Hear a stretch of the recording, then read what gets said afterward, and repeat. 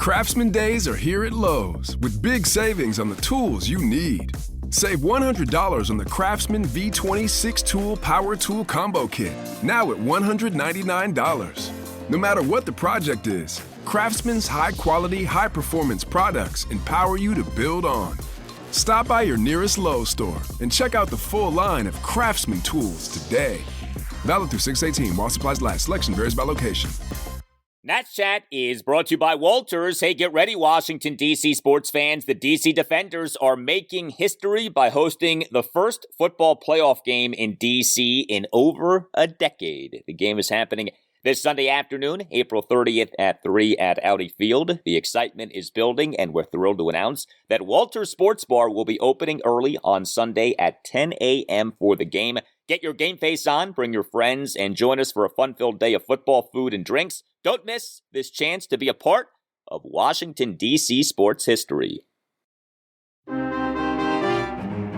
Left side of the infield, they play way toward the middle. And a swing by Ruiz and a drive to deep right center field. Nimmo going back, looking up. It's going, and gone. Goodbye. Keibert Ruiz with his second home run of the year. Gray has come set. Runners lead. The base is loaded. 3-2 pitch. Swing and a miss. He struck him out with the cutter. Josiah Gray with the biggest pitch of the night. Strikes out Marte on 3-2 with the runners going and bases loaded for his 9th strikeout of the game. And the Mets are kept off the board. The 1-1. Breaking ball, ground ball up the middle. Lindor ranging, diving. It's by him. Base hit center field. Garcia's going to score, and the Nationals lead 5-0. Joey Meneses has 3 hits. He's driven home 2. And welcome to Nats Chat for Wednesday, April 26, 2023. I'm Al Galdi, host of the Al Galdi podcast. Mark Zuckerman is off for this installment of the pod. We on Tuesday only had one actual Nationals game, and yet we had 2 Nats victories. Coming up later in the show, I will address the Nats' big win in the MASN dispute, but my friends, we have a Nationals shutout victory to discuss, to sink our teeth into. A 5-0 win at the New York Mets on Tuesday night in Game 1 of a 3-game series. Meet the Mets, beat the Mets. That's what the Nats did on Tuesday night. Nats now are 8-14. Hey, don't forget to check out our new website, natschatpodcast.com, which allows you to listen to previous installments of the podcast, allows you to contact the show, allows you to order a Nats Chat podcast t-shirt. We appreciate you supporting the podcast any way that you can. Also, a big help is if you subscribe to, rate, and review the podcast. You can subscribe to the podcast via most platforms, Apple Podcasts, Google Podcasts, Spotify. A subscription to the pod costs you nothing and make sure that you never miss an episode. You on Apple Podcasts and on Spotify can rate the podcast. 5-star ratings are very much appreciated. And you on Apple Podcasts can write a review saying that you like the podcast. The review can be just a sentence or two. But thank you very much for subscribing, rating, and reviewing. So the Nationals, over Josiah Gray's first 4 starts in this regular season, amazingly had totaled a mere 1 run. That was one of the more staggering stats to this Nats season. Well, the Nats on Tuesday night totaled 5 runs, and Gray more than held up his end of the bargain. Josiah Gray on Tuesday night was great. 6 scoreless innings with 9 strikeouts. He gave up just 4 hits, a double, and 3 singles. He issued just 1 walk. He threw 91 pitches, 60 strikes versus 30 balls. Gray per StatCast had a healthy mix of 4 pitches, a 4-seam fastball, which he threw on 45% of his pitches, a slider, which he threw on 23% of his pitches, a curveball, which he threw on 16% of his pitches, and a cutter, which he threw on 15% of his pitches. Gray seemingly had everything working, and Gray was dominant. Like I said, 6 shutout innings with 9 strikeouts. Gray twice over the first 4 innings generated swinging strikeouts of Pete Alonso. Here was Nats manager Davey Martinez during his postgame session with reporters on Tuesday night on Josiah Gray. I think he surprised him a lot, just throwing his fastball down for strikes. I mean, he threw a lot of first pitch strikes, and then he used his cutter and slider from that. But I think honestly the key for him is the fastball. You know, we talk about it all the time. Fastball in the strike zone, keeping it down. You know, everything else works for him. So, what a great day, man. I mean, high leverage situation. Short got a really good hit on Marte. You know, that was awesome. You know, we thought about sending him back out. The inning got long. He had 91 pitches, so I thought the right thing to do was to get him out and with a high note. There are times when you've kind of gone the other way where you want to test him, maybe with the first couple of batters of the next inning. Is there part of you who just wanted him to kind of take that 6 and leave it at that? Yeah, and coming into today, knowing what he's done, he's been his last 3 starts, he's been 103, 102, 98. Yeah. So I kind of wanted this to be a little lower, and like I said, he did a great job, and that high leverage situation came out at an easier inning in the 6th, and I thought that was good. Yeah, Josiah Gray on Tuesday night pitched like an ace. And what he has done since his bad first start of this regular season has been so encouraging. So we had that 7-1 loss to the Atlanta Braves at Nationals Park on April 1st. Gray in that game, 5 runs in 5 innings. He was not good. He gave up 3 home runs, including a home run to each of the first 2 batters he faced. A terrible outing. But since then, April 6th, 1-0 loss at the Colorado Rockies, 1 run in 6 innings with 6 strikeouts. April 11th, a 2-0 loss at the Los Angeles Angels, 2 runs in 5 2/3 innings. April 18th, a 1-0 loss to the Orioles at Nationals Park, 1 run in 5 innings. And now April 25th, a 5-0 win at the New York Mets, 6 scoreless innings with 9 strikeouts. Josiah Gray, since that hideous first start, has allowed 4 runs in 22 2/3 innings, and he, over those 4 starts, has allowed just 1 home run. I don't know that we can declare that the Josiah Gray home run problem is over, that the glitch has been fixed, but geez, off giving up the 3 home runs in the first game to have allowed just 1 home run over his last 4 games, outstanding. I mean, Josiah Gray over his first 2 Major League regular seasons, 2021 and 2022, gave up a staggering 57 home runs in 219 1/3 innings. But he now, in this regular season, has given up just the 4 home runs in 27 2/3 innings. And like I said, 3 of the homers came in that first start. Love what we're seeing from Josiah Gray. And how do you not love what we're seeing from reliever Mason Thompson? This shutout win for the Nats at the Mets on Tuesday night was the work of just 2 pitchers, Josiah Gray and Mason Thompson. This wasn't Josiah Gray and, say, 3 relievers. No, this was Josiah Gray and 1 reliever, and his name is Mason Thompson. Thompson on Tuesday night, 3 scoreless innings for the save, as he was great once again.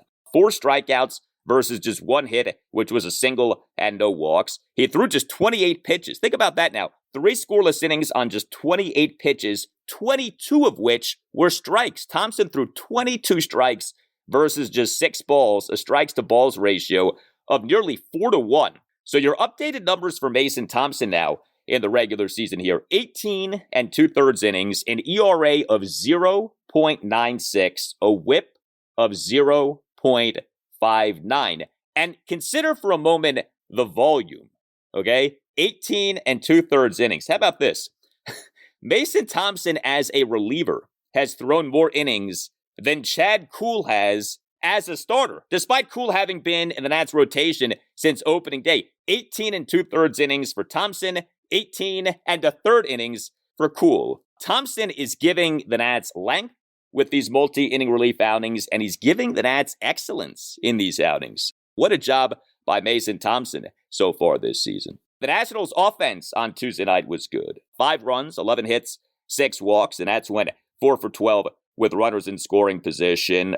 To me, you had 4 offensive standouts for the Nats in this game. Keibert Ruiz, Joey Meneses, Luis Garcia, and Alex Cole. So Keibert Ruiz was your Nats starting catcher and number 5 batter. He got on base 4 times, 3 for 4 with a solo homer, 2 singles, and a walk. Yes, the Nats did homer on Tuesday night, just their 11th home run here in the regular season. But Keibert Ruiz in a Nats 1-run second, a 1-out solo homer to right center field. The homer went a projected 414 feet per StatCast, and finally marked the Nats scoring with Josiah Gray pitching. That home run marked the first run scored by the Nats in a game started by Josiah Gray in 4 games. That was amazing. The Nats getting shut out in 3 consecutive games started by Josiah Gray. But shut out, the Nats were not on Tuesday night. So Ruiz had that home run in the 1-run second. Top of the 5th, he drew a 2-out walk. Top of the 6th, he had a 2-out single to right field. And top of the 8th, he had a 2-out first pitch single up the middle. Keibert Ruiz for this regular season now has an on-base percentage of .350.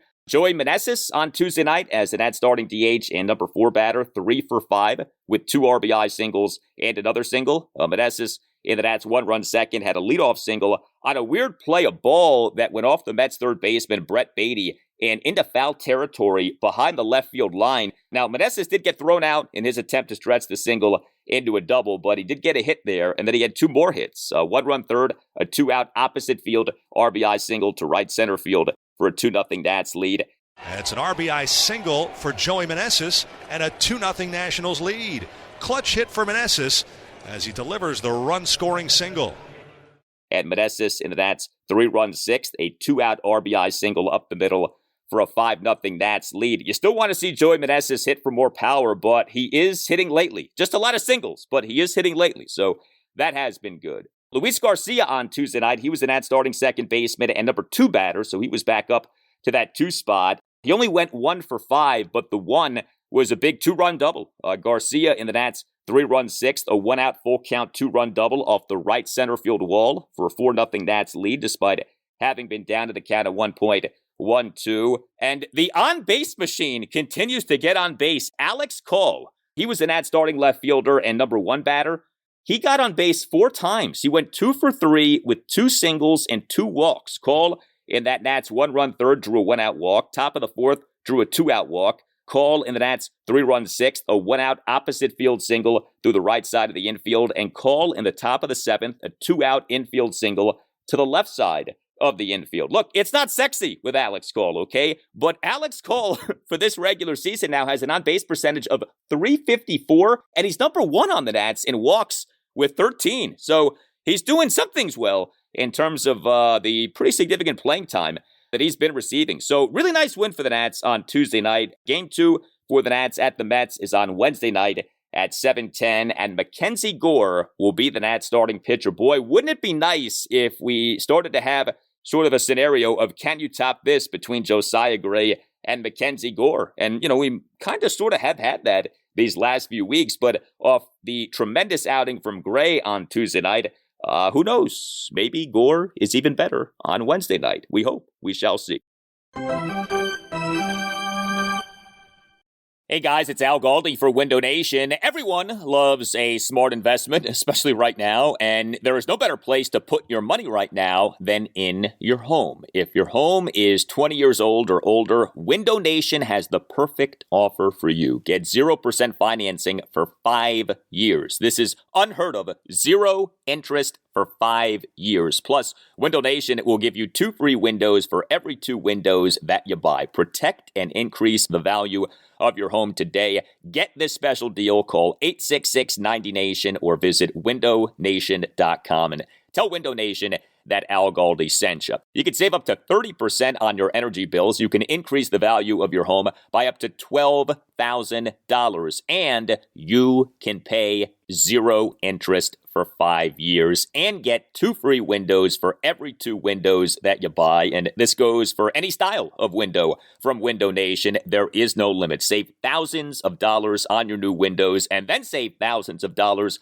on your energy bills, all while upgrading the look and feel of your home. Call 866-90-NATION or visit windownation.com. That's 866-90-NATION or windownation.com, and tell Window Nation that you want the deal that you heard about from Al Galdi on the Nats Chat podcast. Again, 0 interest for 5 years plus 2 free windows for every 2 windows that you buy.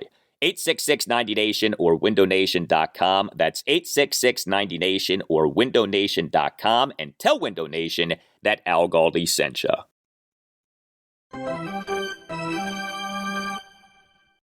McNeil 0 for 3.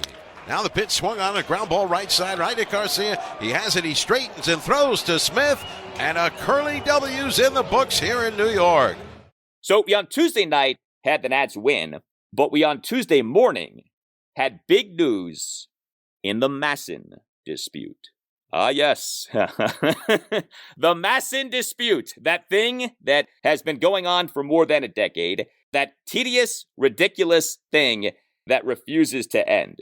So a major occurrence in the MASN dispute a while back was something called the RSDC, the Revenue Sharing Definitions Committee, which was created by Major League Baseball, twice ruling that the Nats in the MASN dispute were owed $296.8 million for games from 2012 through 2016. Okay? So $296.8 million.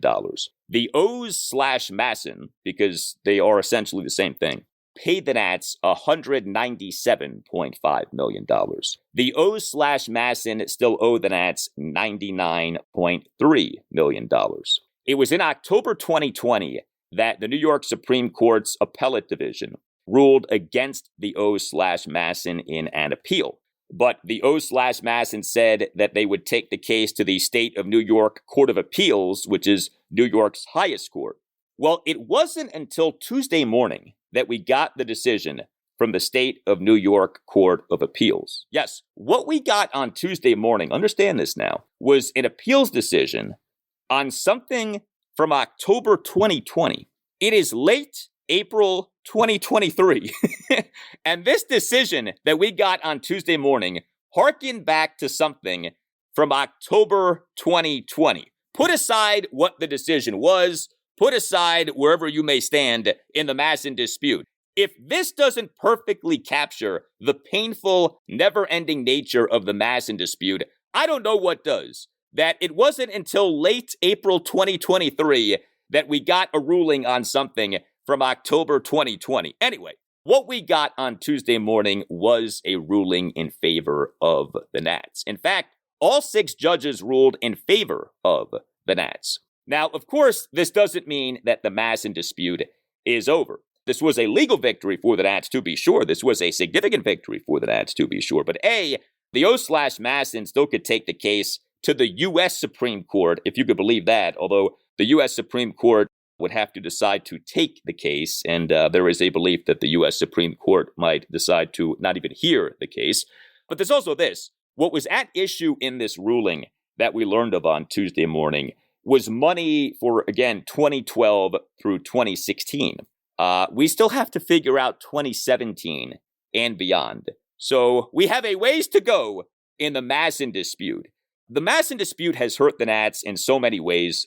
It really is something when you think about it, because what you have right now is, to me, the MASN dispute hurting the Nats in a new way and in an especially costly way. So you have the basic thing, which is the Nats having been denied hundreds of millions of dollars that the team should have already received. Okay, now, I'm not sure how much this actually has impacted the on-field product for the Nats, because the Nats owners, the learners, whatever you think about them, to their credit, they for years spent money on players. The Nats, per Cots baseball contracts, ranked in the top 10 in MLB in year-end 40-man payroll in each of 8 consecutive seasons, 2013 through 2020. There aren't many teams in Major League Baseball that can say that. The Nats can say that.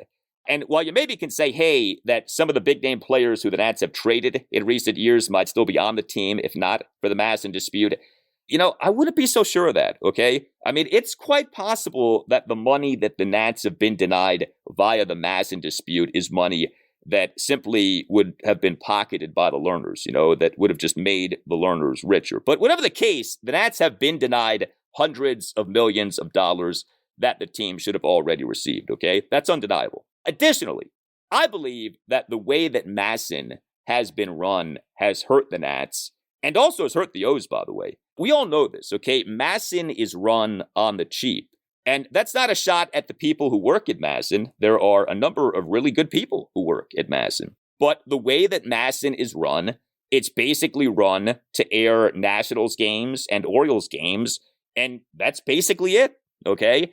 MASN basically runs Nats and O's games and pregame and postgame shows, and the rest of the programming is largely, college basketball and college football games, ESPN news, infomercials, that kind of a thing. One of the things that really opened my eyes was a few years ago, I used to have DirecTV, and DirecTV would allow you to watch other regional sports networks.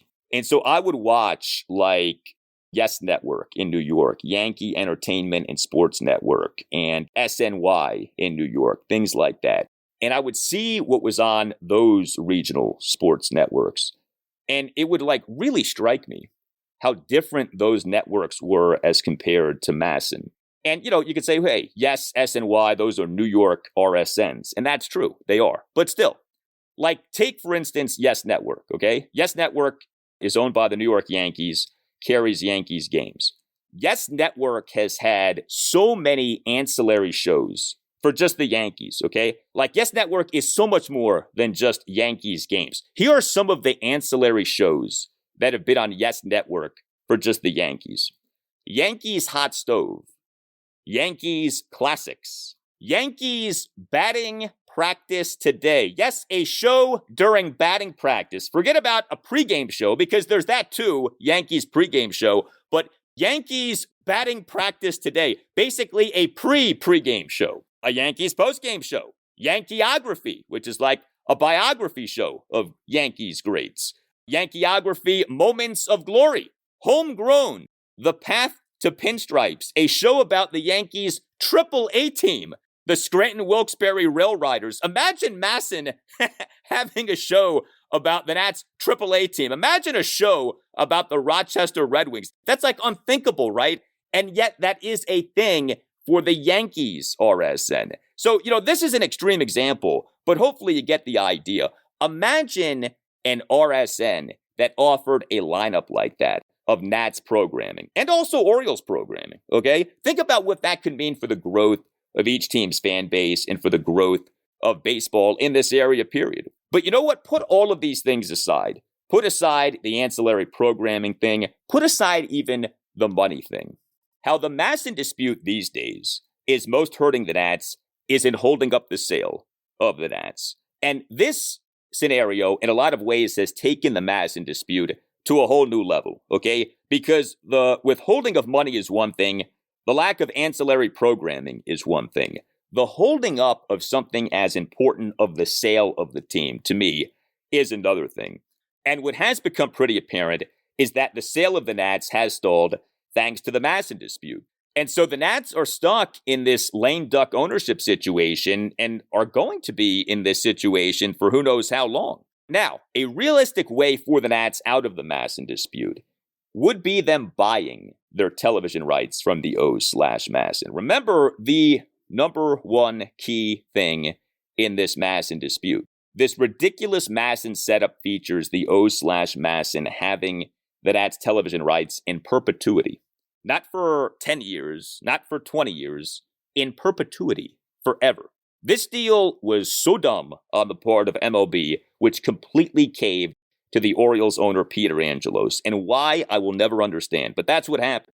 However, you think about this now, okay?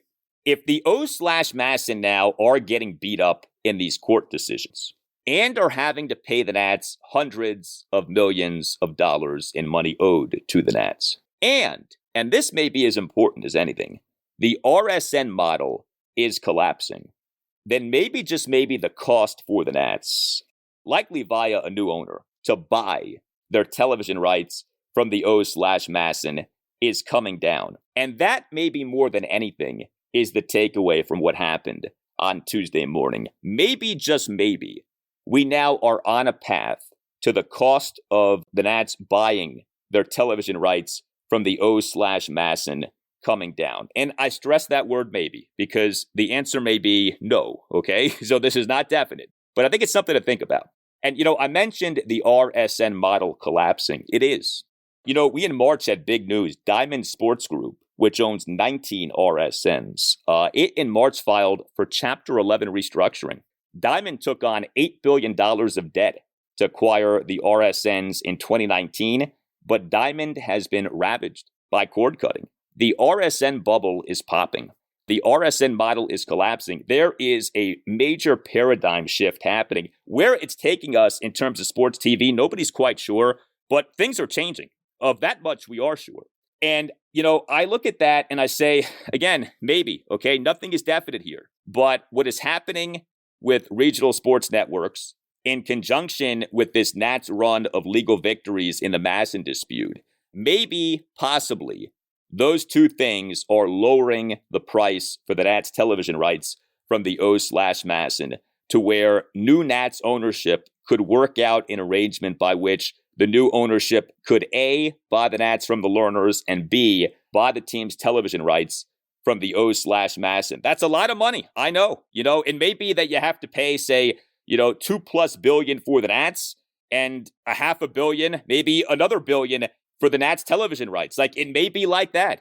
That's why the Nats could desperately use someone like a Jeff Bezos or an Elon Musk to be interested in buying the team. Someone who, has hundreds of billions of dollars and wouldn't care so much about spending an extra bill to buy the Nats television rights. So, just something to think about here. I mean, you try to think about ways out of this MASN dispute. And that's the thing that seems to be the most realistic way. And that may even be far-fetched, but the Nats buying their television rights from the O's/MASN. Everything has a price. There is a number at which the O's/MASN would sell those Nats television rights. But what that number is hard to say. I know that it has been said that if/when the Angelos family sells the O's, that could help to bring an end to the MASN dispute, perhaps. But, it's hard to see how and why new Orioles ownership would be itching to get rid of something as valuable as another team's television rights.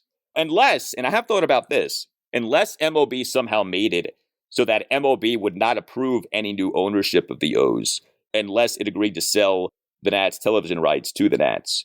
But I don't know how realistic that is.